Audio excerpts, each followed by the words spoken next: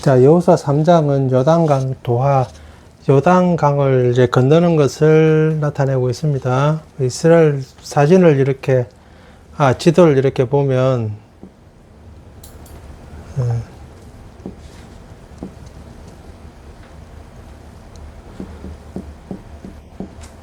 갈릴리 호수 또는 바다라고 이야기를 하고요. 이쪽이 사해입니다. 이쪽이 가나안 땅이고, 이쪽이 모압과 암몬. 네. 그래서 이쪽이 여리고,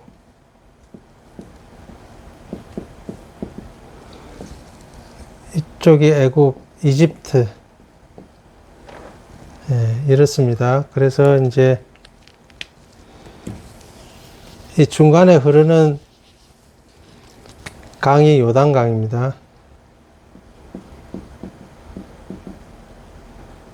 그래서 이제 이 동쪽으로 집 들어가야 되는데 요단강을 건너야 돼요.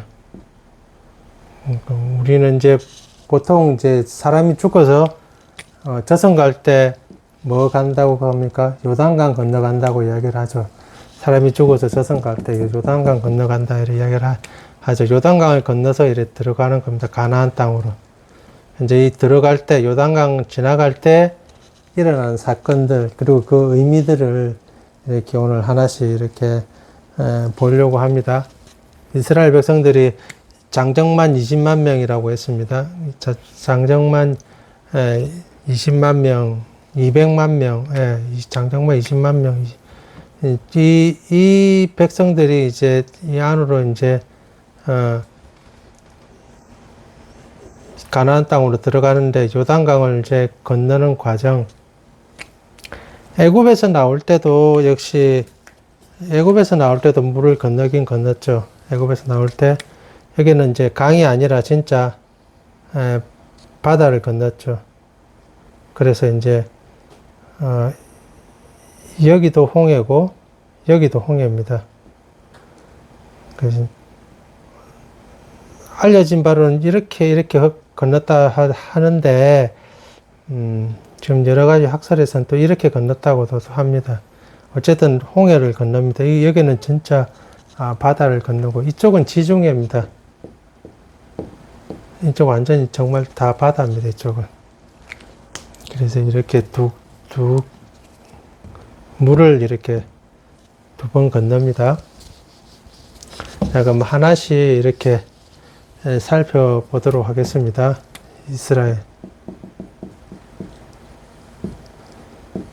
이스라엘이 요단강을 건너는 것, 요단강 도하에 대해서 첫 번째는 우리가 생각해 볼 게 뭐냐면 왜 가나안에 들어가려고 하는가? 가나안은 무엇인가?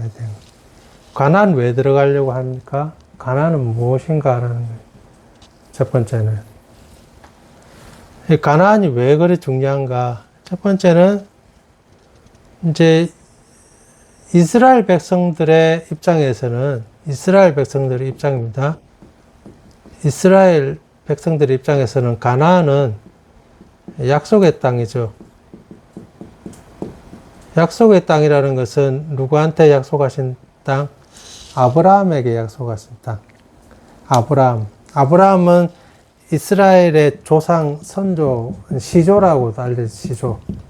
이스라엘의 시조로 알려진 사람이 아브라함입니다. 아브라함에게 약속하신 땅. 약속의 땅이다. 하나님이 주시겠다고 약속하신 땅.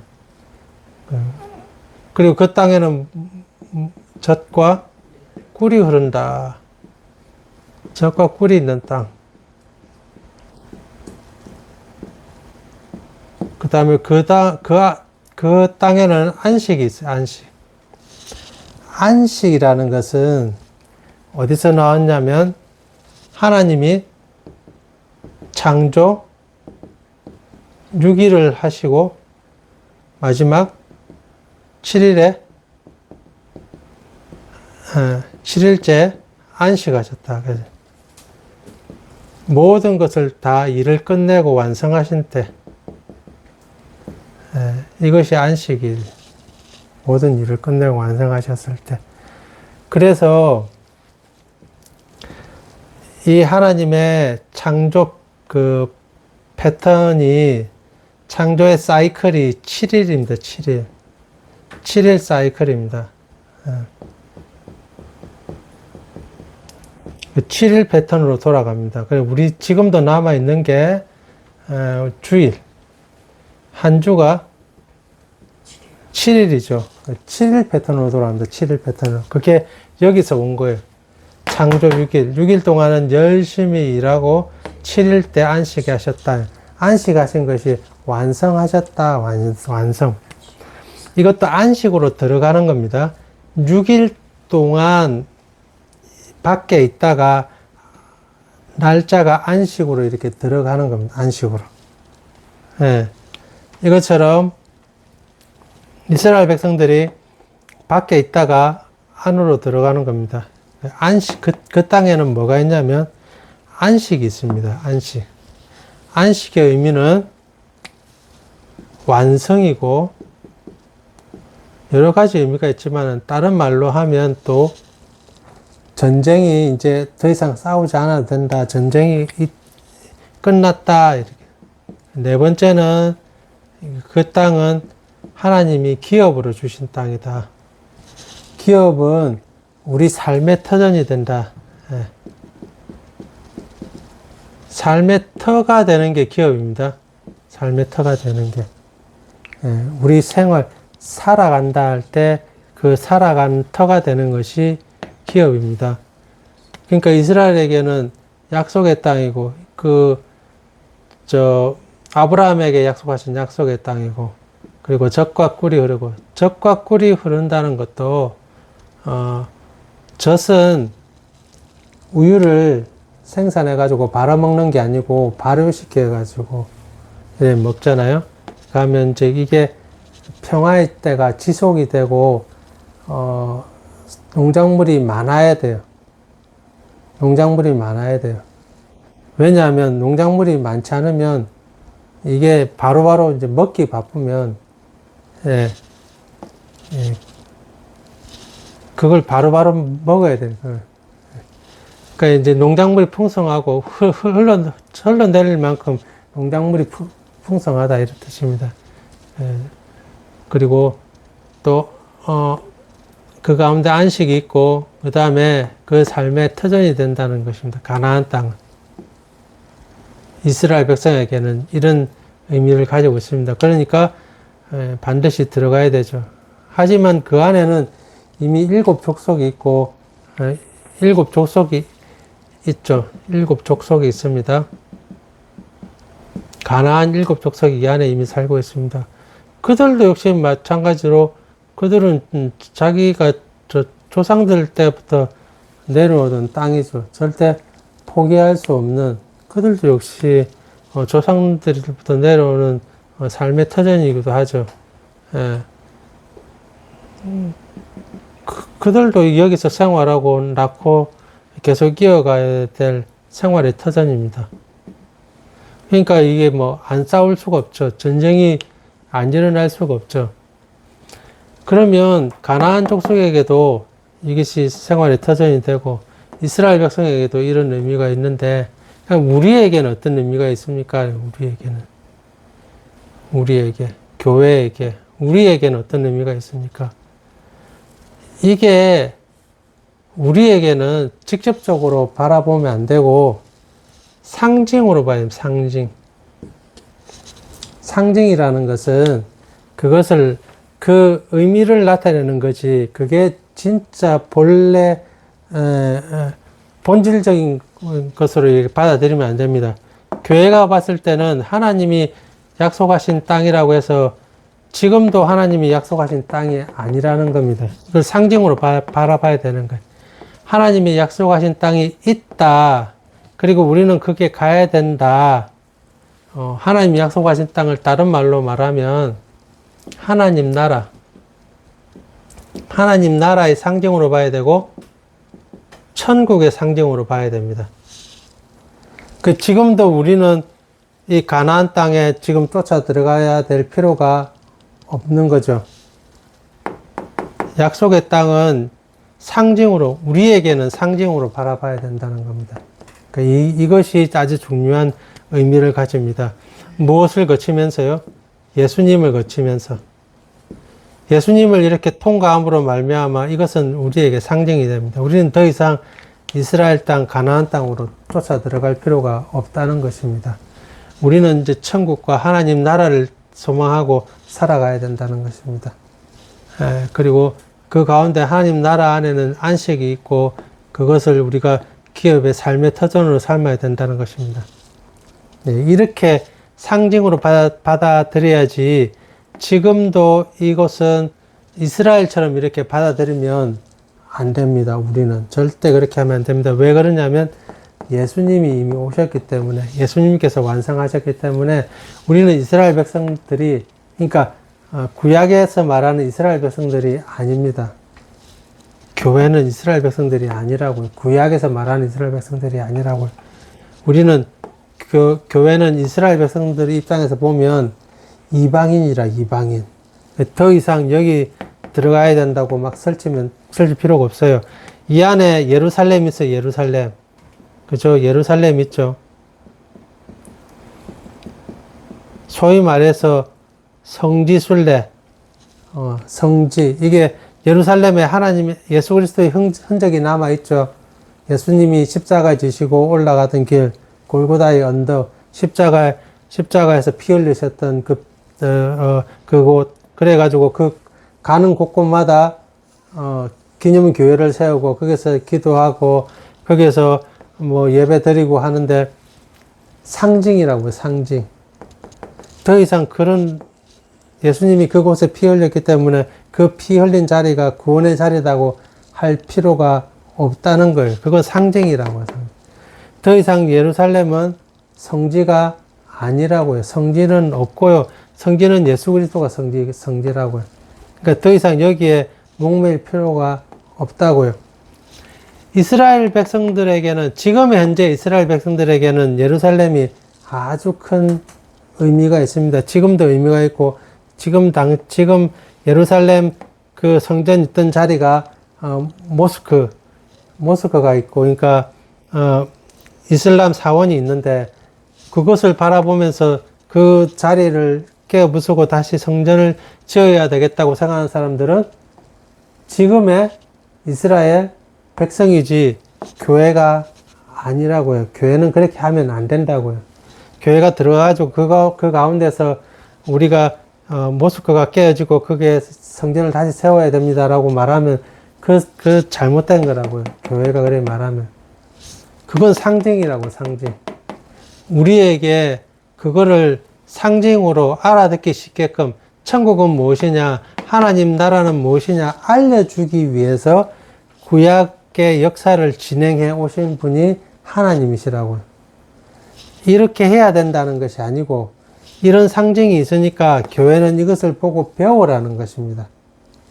그러니까 요단강 도하를 보면서 우리가 직접 또 요단강을 건너야 되느냐? 건너갈 필요가 없습니다. 이거는 상징이라고, 상징. 그럼 어떤 상징을 가지고 있느냐를 바라봐야 되는 거예요. 그럼 지금은 어떻게 그 상징을 우리가 이해해야 되느냐, 할 수 있느냐를 바라봐야 되는 거지, 구약처럼 똑같이 해야 된다고 말하는 사람들은 잘못된 것이에요, 잘못된 것. 예, 구약은 상징이라, 그러니까 전부 다 상징이란 말이 아니라, 그래서 이제 예수님에게 비추어 봐가지고 그것을 결정하고 그것을 내가 내 거로 수용해야 된다는 겁니다. 그걸 잘 해야 되죠. 아무나 할 수 있는 일은 아니지만은, 아무튼, 그것을 똑같이 받아들이면 안 됩니다. 뭐, 예를 들어서 그런 거 있죠. 돼지고기 먹어도 됩니까? 안 됩니까? 하면, 이스라엘 백성들에게 돼지고기 먹어도 됩니까? 안 됩니까? 하면, 이스라엘 백성들한테는 돼지고기 먹으면 안 됩니다. 왜? 구약 성경에 부정한 동물, 특별히 부정한 동물 중에 하나가 돼지고기이기 때문에 돼지고기 먹으면 안 됩니다. 안 먹어요. 그런데 교회, 지금 현재 우리 교회에서는 돼지고기 먹어도 됩니까? 안 됩니까? 돼지고기 먹어도 됩니다. 왜요? 그건 상징이라고요, 상징. 상징. 예수님을 통해서 상징으로 이제 받아들였다고. 그래서 교회, 돼지고기를 먹든지 뭐를 먹든지 그건 아무 상관이 없어요. 그럼 피를 먹어도 됩니까? 안 됩니까? 피 먹어도 됩니다. 상징이라고요. 근데 이스라엘 백성들은 피 먹으면 안 됩니다. 그건 아직도 왜 그러냐면 이스라엘 백성들에게는 예수님이 안 왔어요. 그리스도가 안 왔다고요. 그러니까 그들은 계속해서 그냥 구약이 계속 이어져 가고 있는 거예요. 네. 그게 다른 것입니다. 우리가 여호수아서를 보면서 왜 우리는 가나안에 죽자고 막 들어가서 지금도 그러면 사람을 죽이고 가나안 땅, 이 땅을 점령해야 되느냐? 아니라고요. 이미 끝났다고요. 상징이라고요. 약속의 땅, 하나님 나라에 어떻게 들어가느냐를 이제 우린 바라봐야 되는 거예요. 우리는 하나님 나라에 어떻게 들어가야 되느냐? 우리가 살면서 하나님 나라 들어가는 게 무엇이냐? 무엇을 의미하느냐? 무엇을 의미하느냐? 하나님 나라에 들어갈 수 있는 사람은 하나님 백성입니다. 하나님 백성이라고요. 무엇을 가지고? 약속을 가지고. 약속을 받은 자가 하나님 나라에 들어가는 것, 그럴 수 있는 사람, 하나님 나라에 들어갈 수 있는 사람은 하나님의 백성이라고요. 하나님의 백성은 하나님의 약속을 받은 자라고요. 그 약속을 받은 자는 요단강을 건너가야 된다고요. 그 요단강을 건너가야 된다고요. 그래서 그 요단강을 건너가는 게 뭐냐? 강을 건너간다는 것은 물이죠. 물을 지나간다는 거예요, 물을. 물을 지나간다는 것은 한마디로 말하면 세례입니다, 세례. 이거는 이제 어디서 왔느냐? 홍해에서 왔어요, 홍해. 홍해 물이죠. 물 지나간 거 세례라고 합니다. 신약에 바울이 이렇게 표현해냈잖아요. 물 사이로 이스라엘 백성들이, 우리 조상들이 물 사이로 지나갔는데 그게 뭐라고요? 세례라고요, 세례. 이게 똑같은 거라고, 똑같은 거. 그렇게 표현해놨잖아요. 예.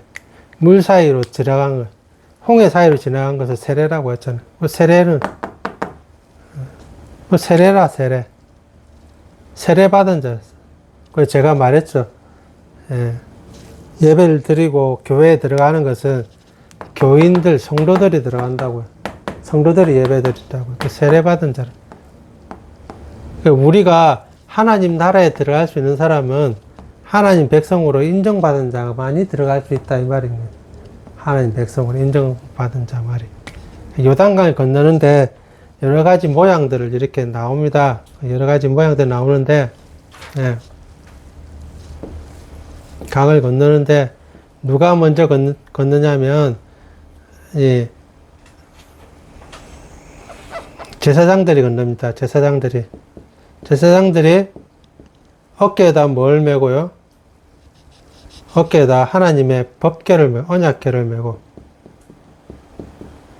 언약궤를 제사장들이 메고 들어갑니다. 언약궤는 뭘 상징하냐면 언약궤 천사들 사이에 하나님이 임재하시는 거예요.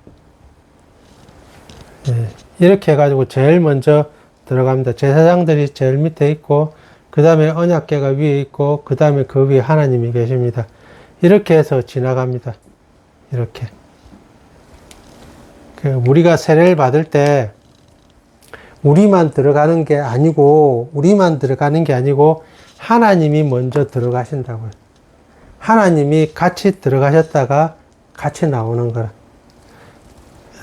홍해도 마찬가지죠.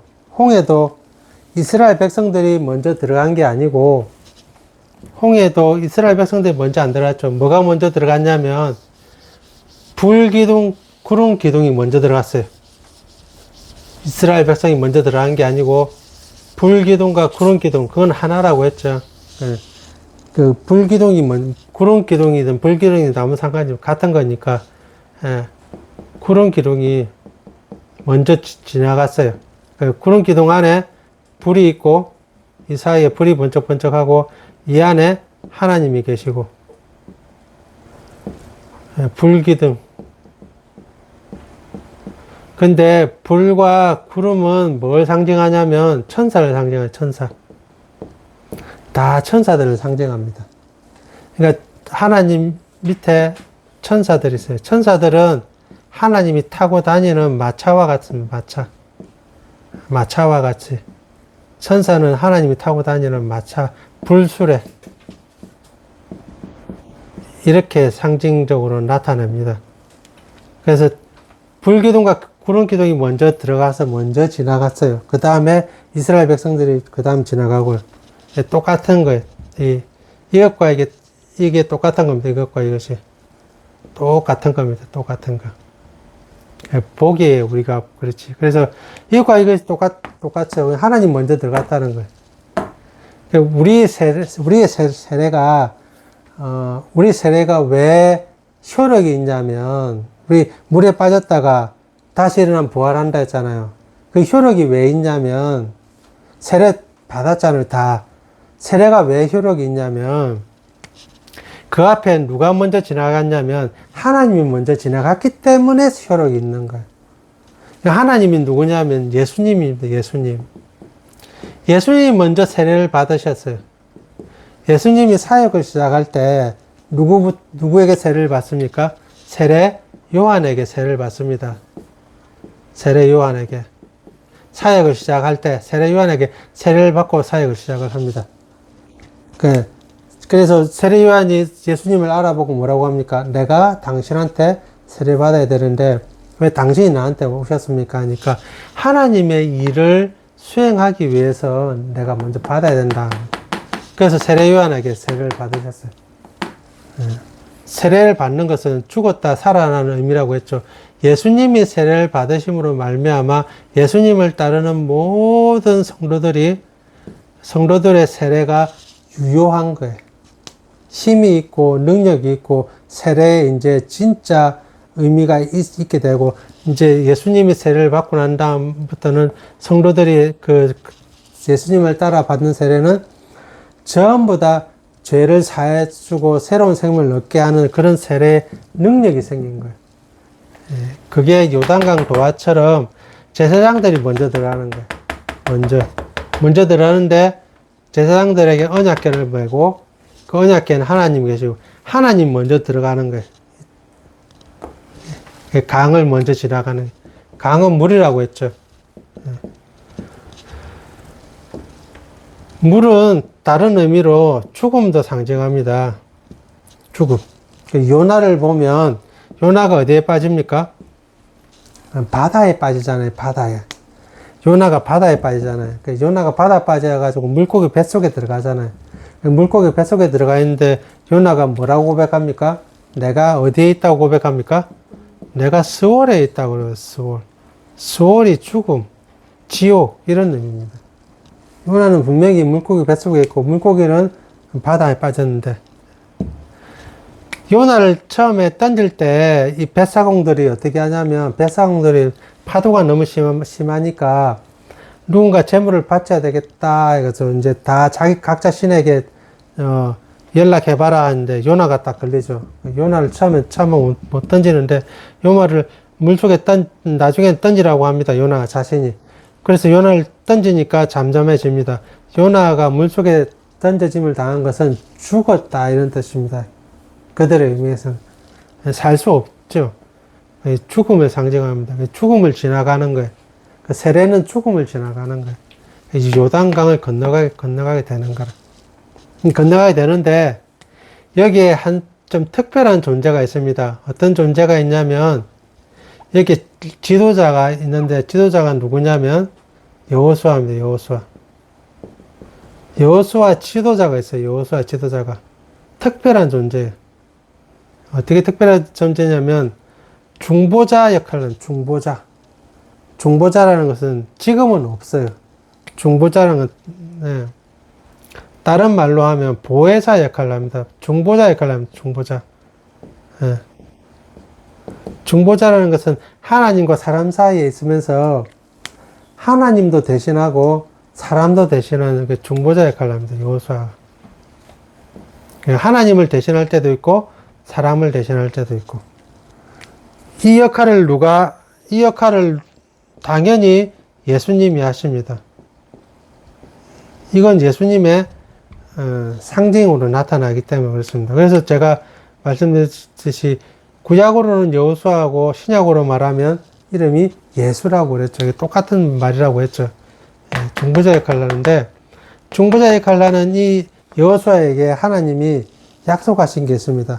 어떤 걸 약속하시냐면 이 7절에 보면 이렇게 합니다.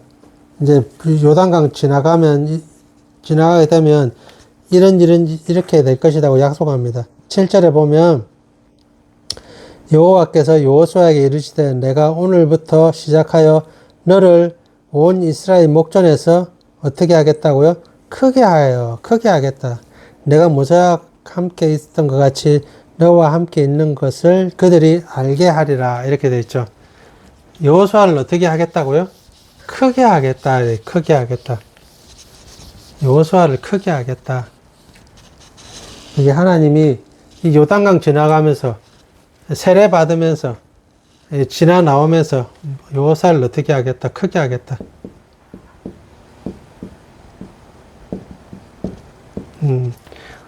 이 크게 하겠다 의미는 이런 의미가 있습니다. 크게 하겠다 이렇게 할 때 이 크게 하겠다 의미는 처음에 육체적으로 크게 하겠다는 뜻입니다. 육체적으로 크게 하겠다. 그 다음에 마음, 정신적으로 크게 하겠다. 예. 그 다음에 소유로 크게 하겠다. 그러니까 소유를 크게 주겠다 이런 뜻도 됩니다. 예. 그 다음에 영예를 크게 올리겠다. 예. 예. 그 다음에 자부심을 가지게 아주 크게 하겠다 이런 뜻입니다.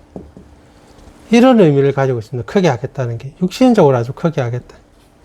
마음으로 크게 하겠다. 소유를 이제 주겠다. 영예를 가지게 하겠다. 그리고 자부심을 크게 하겠다 이런 뜻입니다. 하나님이 여호수아에게 이렇게 약속하셨어요. 육체적으로 막 2m, 3m가 되겠다 이렇게 하는 것이 아니고 무엇을 말하겠습니까? 여호수아에게 강건하게 했다. 몸을 아주 튼튼하게 하겠다. 몸을 아주 튼튼하게 했다. 그래서 여호수아의 지금 나이가 대략 몇 살이라고 했습니까? 못해도 90세에서 100세입니다. 지금 들어가가지고 뭐 해야 됩니까? 가나안 땅을 정복하고 전쟁하고 싸워야 되는데 90에서 100세 되는 사람. 그때까지 육체를 강건하게 하겠다는 가나안 땅을 점령할 때까지. 마음은, 정신은 어떻게 하겠다고요? 크게 하겠다는 것은 우리가 처음 시작할 때 뭐라고 했습니까? 너는 강하고 담대하라고 했죠. 여호수아가 지금 마음이 쪼그라들고 있을 때 마음을 크게 하겠다. 여호수아는 따로 받습니다. 따로 그 땅을 따로 받는 사람이 2명 있어요. 더 받는 사람이 여호수아와 갈렙이 따로 받습니다. 그것은 왜 여호수아와 갈렙을 더 주냐면 특혜를 왜 더 주냐면 여호수아와 갈렙은 제 초창기 때 12정탐꾼 중에 한 명이었어요. 한 명들이었어요. 그래서 12정탐꾼 10명은 다 벌받아서 죽었고 2명만 살아남았어요. 여호수아와 갈렙만 살아남았어요. 왜 그는 살아남았냐면 정확하게 믿음으로 보고했기 때문에. 그래서 하나님이 정확하게 믿음으로 보고한 이들에게 땅을 더 주겠다고 하죠. 그 여호수아의 영예는 아주 높아집니다. 그래서 여호수아는 모든 백성들이 다 따르고 섬기는 리더, 지도자가 됩니다. 내가 되고 싶다고 해서 되는 것이 아니고 주위에서 따라주는 사람들이 그렇게 만들어주는 겁니다. 그 여호수아의 자부심에 대해서 말할 것도 없죠. 이렇게 만들어주겠다는 것을 다 이루어줍니다. 다 이루어주는 것처럼 이게 구약에서 이렇게 이루어진다고 했죠. 그래서 어떻게 된다고요? 제가 다시 한번 보면 이게 우리에게 적용될 때 어떻게 적용이 된다고 했습니까? 상징으로 적용이 된다 이렇게 되어 있죠. 상징으로 적용되면 우리는 어떻게 상징을 받아들일 수 있냐면 제일 먼저 예수님은 어떻게 받아들였는가 해봐요. 이게 예수님 어떻게 받아들였는가. 예수님은 어릴 때에 누가복음서를 이렇게 보면 뭐라고 되어 있는지 한 번만 찾아봅시다. 누가복음 2장을 한번 찾아봅시다. 예수님이 어릴 때.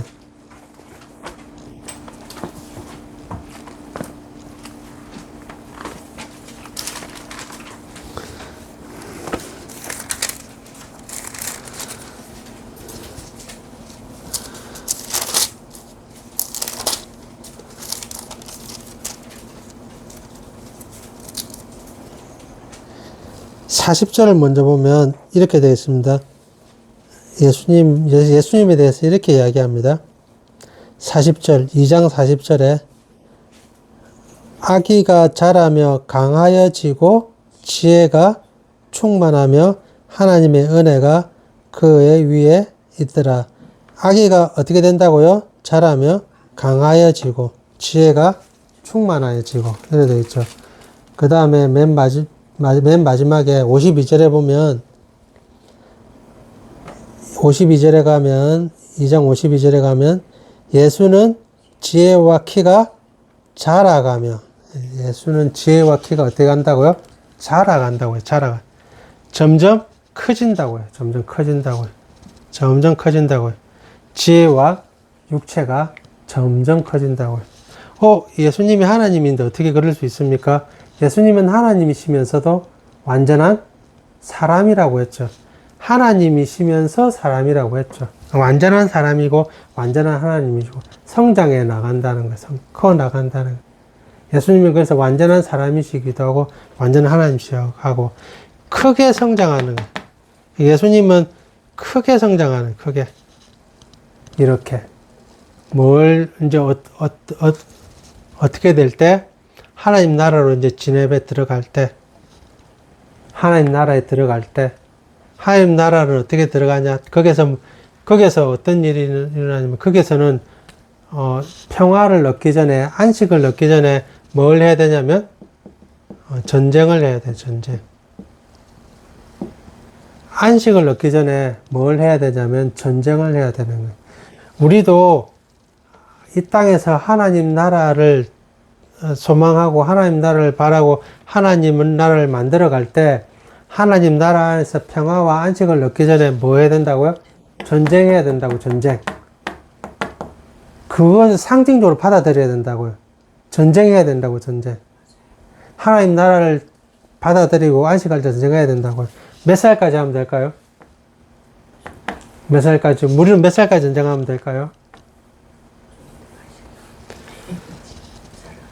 여호수아가 90에서 100살까지 했으니까 우리는 나이가 60이면 이제 은퇴하고 그만둘 나이고 그건 하나님 나라와는 아무 상관이 없어요. 아무 상관이 없어요. 그런 상관. 왜 그러냐면 내가 오늘 믿고 내일도 이 믿음을 유지하리라는 그건 없어요. 내일도 똑같이 될 거라는 말 없어요.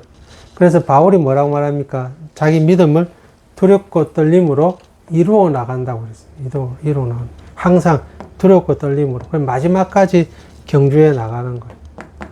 네, 마지막까지. 이루어 나가는 거예요. 그러면 이렇게 할 때, 하나님이 이렇게 할 때, 우리에게 예수 그리스도를 통해서 뭘 주신다고요? 육체적으로 건강하게 하시고, 정신적으로 더 크게 하시고, 마음으로 더 크게 하시고, 소유를 더 풍성하게 하시고, 더 영예를 높이시고. 그 하는 이유는 뭐냐면, 우리가 전쟁해야 되기 때문에. 전쟁 안 하면요.